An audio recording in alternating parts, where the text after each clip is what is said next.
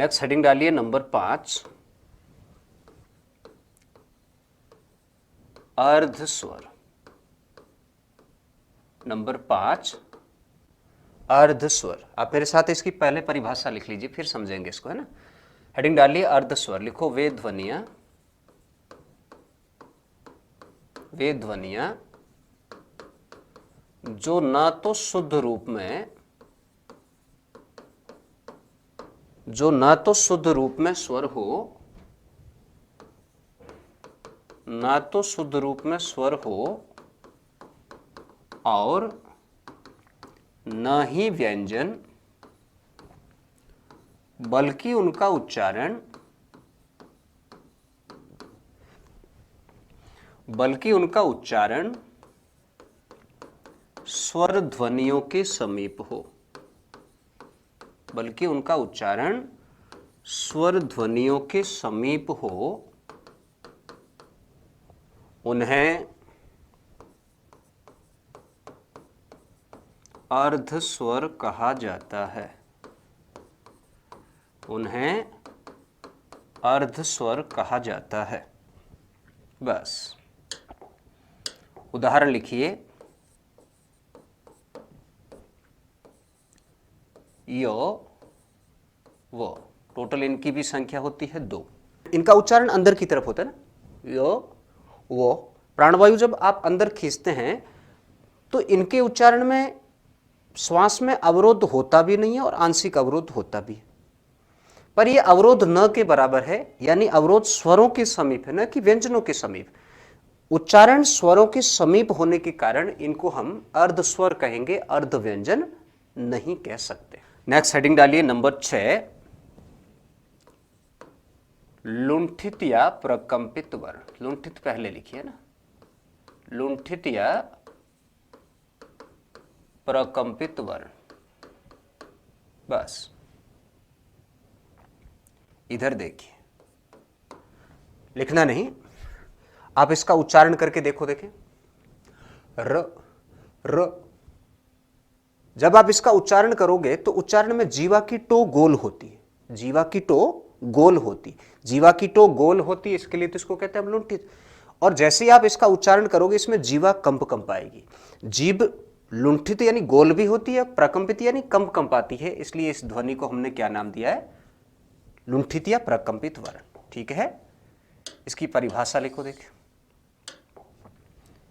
लिखो, जिन ध्वनियों के उच्चारण में,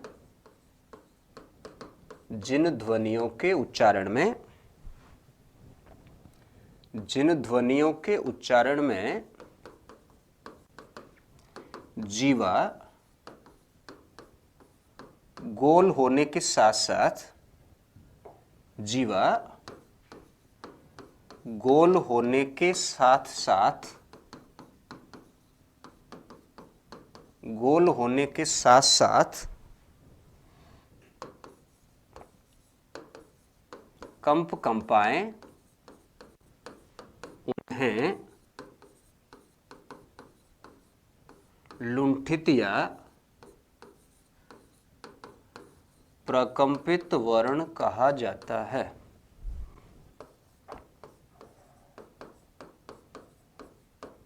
बस उदाहरण लिखिएगा।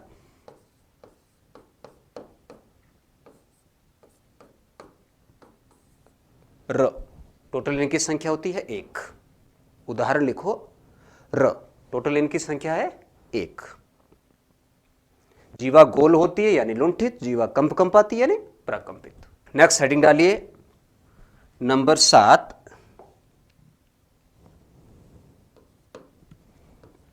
पार्श्विक वर्ण।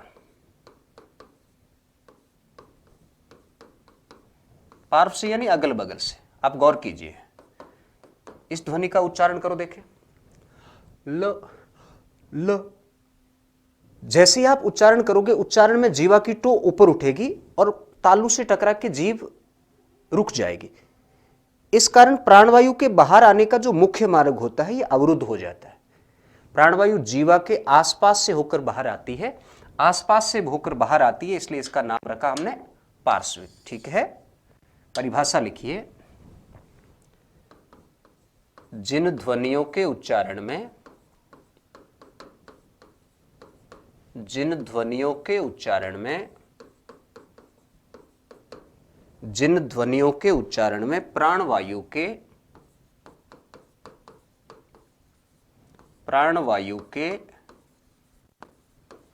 मुख्य मार्ग के अवरुद्ध होने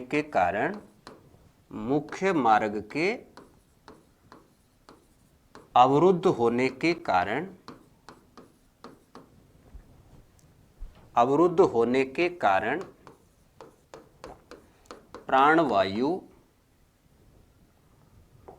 प्राणवायु जीवा के आसपास से होकर बाहर आए, जीवा के आसपास से होकर बाहर आए, उन्हें पार्श्विक वर्ण कहा जाता है। पार्श्विक वर्ण कहा जाता है। बस इसका उदाहरण लिखिएगा। उदाहरण लिखिए, लो टोटल इसकी संख्या होती है 1। चलिए आगे बढ़ते हैं।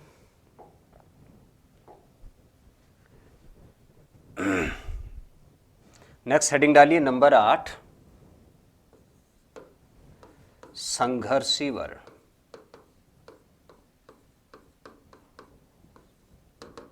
नंबर 8, संघर्षी वर्ण।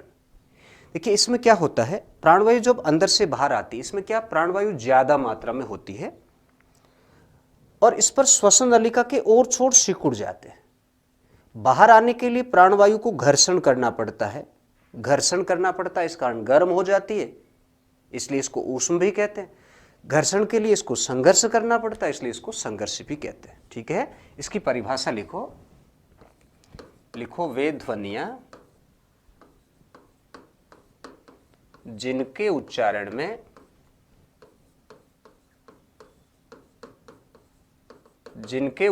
में श्वसन नलिका में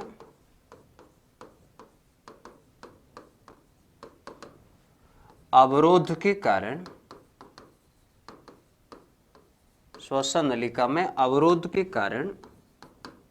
प्राणवायु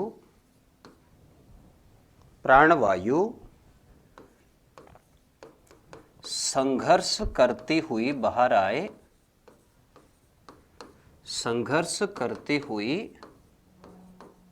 आए,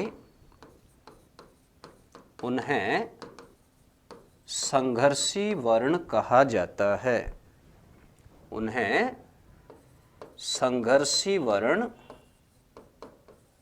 जाता है। बस उदाहरण लिखिएगा। उदाहरण लिखो, श, स, स, ह। टोटल इनकी संख्या होती है 4। इसको हम पहले भी पढ़ चुके हैं ऊष्म व्यंजन के रूप में, है ना। प्राणवायु गर्म होकर बाहर आती है इनमें, इसलिए इसको हम ऊष्म व्यंजन कहते हैं। प्राणवायु संघर्ष भी करती है, इसलिए इसको हम संघर्षी भी कहते हैं। टोटल इनकी संख्या कितनी है? 4। स्पष्ट हुई बात? चलिए नेक्स्ट हेडिंग डालिए नंबर 4, उच्चारण स्थान के आधार पर वर्गीकरण। उच्चारण स्थान के आधार पर वर्गीकरण। बस लिख लो, इस आधार पर 8 भेद किए गए हैं। इस आधार पर 8 भेद किए गए हैं। हमने स्वरों के उच्चारण स्थल देखे थे, उस समय भी मैंने बताया था हमारे मुख विवर में प्रधान उच्चारण स्थल होते हैं 5 और स्वरों के उच्चारण स्थल थे 6। व्यंजनों के कुल उच्चारण स्थल कितने हैं? 8। इस उच्चारण स्थलों को समझें हम। मेरे साथ साथ एक डायग्राम बना लीजिए आप।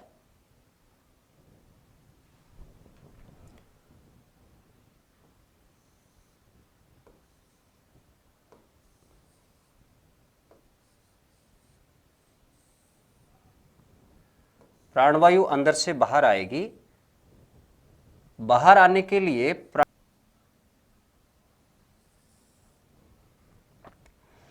प्राणवायु अंदर से बाहर आएगी, बाहर आने के लिए प्राणवायु को कुछ न कुछ सीक्वेंस है ना। आप फूंक मारिए, प्राणवायु अंदर से बाहर आएगी, बाहर आती हुई प्राणवायु को जो सबसे पहले उच्चारण स्थल मिलेगा, उस उच्चारण स्थल का नाम होता है कंठ। कंठ के बाद जो उच्चारण स्थल आपको मिलेगा, उस उच्चारण स्थल का नाम होता है तालु। फिर तालु के बाद जो उच्चारण स्थल मिलेगा, उस उच्चारण स्थल का नाम होता है मूर्धा। फिर मूर्धा के बाद जो उच्चारण स्थल मिलेगा, उस उच्चारण स्थल का नाम होता है दांत। फिर दांत के बाद जो उच्चारण स्थल मिला, उस उच्चारण स्थल का नाम था ओष्ठ या होठ। आप प्राणवायु को बाहर फेंकिए ना, प्राणवायु अंदर से बाहर आएगी, बाहर आती हुई प्राणवायु का जो सीक्वेंस रहेगा, सबसे पहले प्राणवायु जिस स्थान पे टकराएगी वो कौन सा है, यहाँ निचला सिरा कंठ, कंठ के बाद तालु, तालु के बाद मूर्धा, मूर्धा के बाद दांत और दांत के बाद ओष्ठ। अब प्राणवायु बाहर आ गई। अब हमने व्यंजन पढ़े थे, व्यंजनों की संख्या थी 33। व्यंजन के हमने 3 भेद किए थे, पहला था स्पर्श, दूसरा था अंतस्थ और तीसरा था ऊष्म। स्पर्श को हमने वर्गों में विभक्त किया था, उसके 5 वर्ग थे। तो प्राणवायु अंदर से बाहर आई, सबसे पहले मिला कंठ। सबसे पहले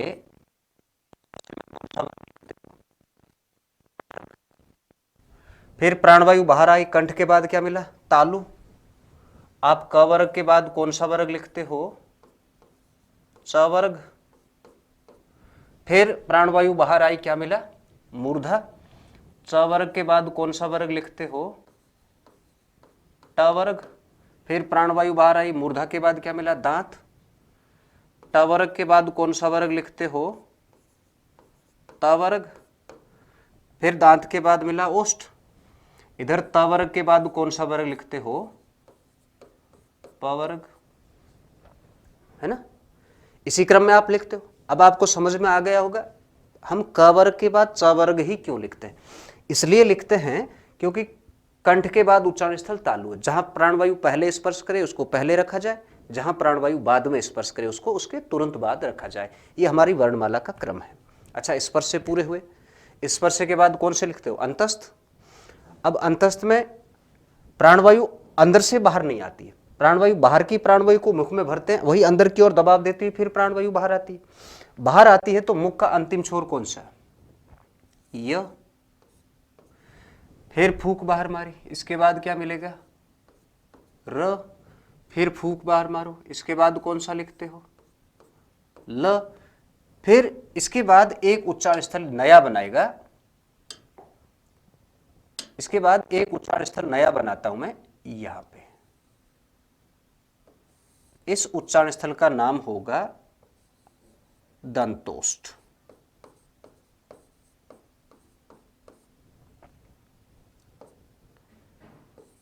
हिंदी का जो वह वो दांत और होठ दोनों के संयोग से बोला जाता है, यानी वो जीवा आगे आके नीचे के दांतों को भी टकराएगी और होठों से भी प्राणवायु स्पर्श करेगी, इसलिए इसका उच्चारण स्थल है दंतोष्ठ।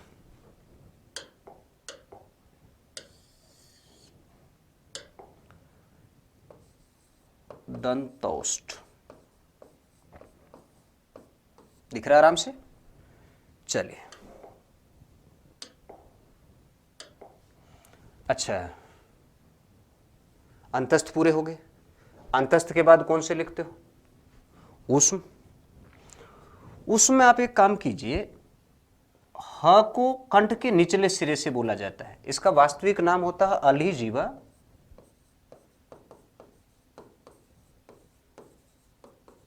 या फिर इसको काकल्य ध्वनि भी कहते हैं, अलिजीवा या फिर काकल्य ध्वनि। उसके बाद आपके स के क्रम को उठाना, सबसे पहले कौन सा स लिखते हो, श तालव्य। फिर प्राणवायु बाहर आई, इसके बाद कौन सा स लिखते हो, एक मिनट, समूर्धन्य। फिर इसके बाद प्राणवायु बाहर आई, कौन सा सा लिखते हो? सदंत्य। बस। अब इसके बाद दो उच्चारण स्थल थोड़े पास पास वाला मैटर है। इधर देखिए, ऊपर के दांतों पर जीवा को रखो, फिर धीरे धीरे जीभ को ऊपर खिसकाओ, है ना, ऊपर के दांतों पर, जहां दांत तो खत्म हो रहे हैं और मसूड़े आरंभ हो रहे हैं। दांत का अंतिम सिरा और मसूड़ों का आरंभिक सिरा, है ना, यहां जीवा को घुमाओ, देखें ये चिकना चिकना हिस्सा है ना, यानी जीवा दांत के अंतिम भाग और मसूड़ों के आरंभिक भाग को स्पर्श करती है। वास्तव में इस उच्चारण स्थल का नाम होता है वरत्स। एक ध्वनि है ल, इसका शुद्ध उच्चारण स्थल होता है वरत्स। हालांकि कुछ विद्वान न, ल, स, ज, फ को मानते हैं, पर वास्तव में शुद्ध रूप से जो वरस से ध्वनि है वो है आपकी ल।